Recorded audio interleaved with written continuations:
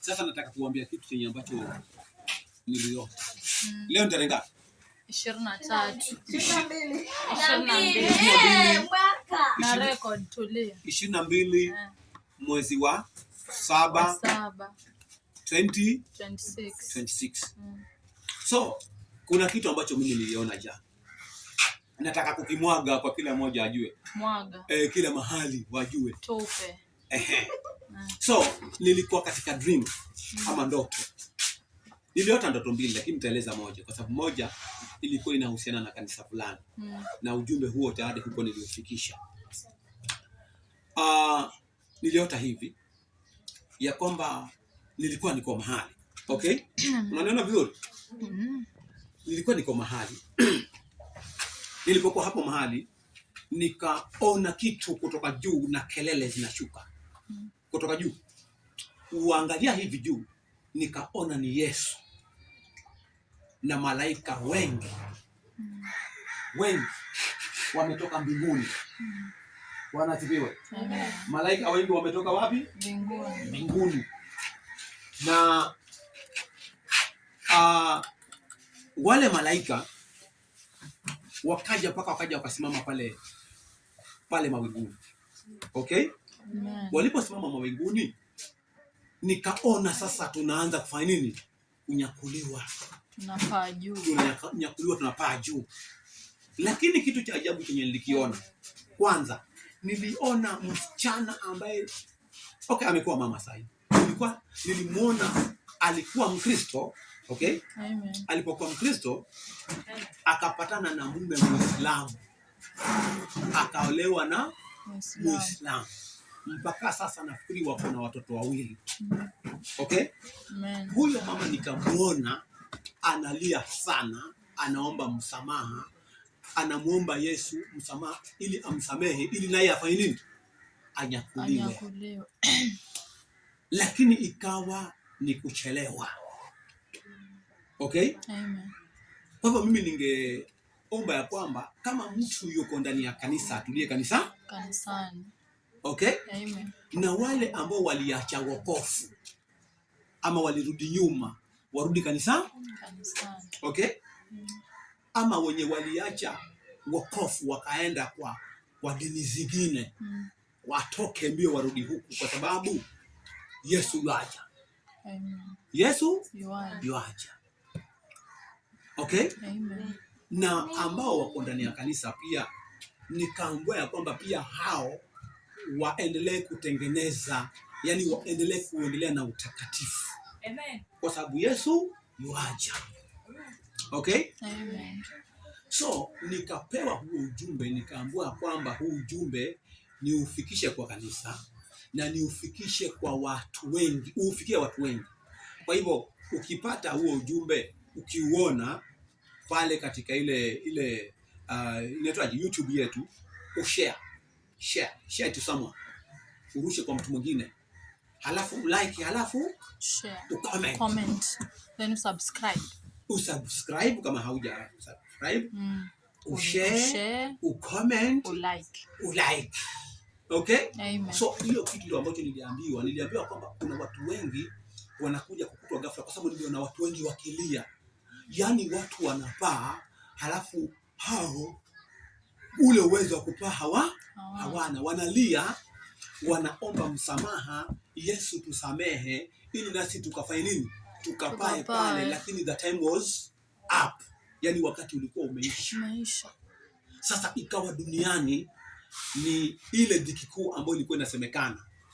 Unajua watu wakichukuliwa wakaenda pale mawinguni itakuwa ni ile harusi ya mwanakondoo, watu wanaenda kupewa taji. Okay? Wanaenda kuvishwa taji zile kwa kazi walioifanya. Okay? Ijapokuwa kuna wengine watakosa taji kwa sababu watakuwa, unajua mtu ambaye hafanyi kazi yoyote ya Mungu, yeye ni mshirika tu kanisani, huyo huwa hatapewa taji yoyote. Maana kufanya kitu ambacho namna gani? Yule ambaye hakufanya kazi yote kanisani hawezi kupewa taji. Atakuwa ameingia lakini taji hana. Taji ni ile unavishwa, unang'ara kwa sababu ulifanya kazi ya Mungu, unang'ara sana. Okay? Amen. Bwana asifiwe. So chenye kiko ambacho nilikuwa ninaonywa ni nini? ni watu wajiweke tayari, manake Yesu anaweza kuja wakati wowote. Ile kuona yale maono ama ndoto ya kwamba Yesu anashuka na mwaliko mkubwa wa malaika na wengine wanalia, ilikuwa ni ya kwamba ni onyo, watu wanaonywa ya kwamba kama umeokoka ukae mokofu, kama ulitoka kidogo ukaenda huko nje urudi, okay? Na kama uliingia pia kwa dini nyingine pia urudi kwa dini yako.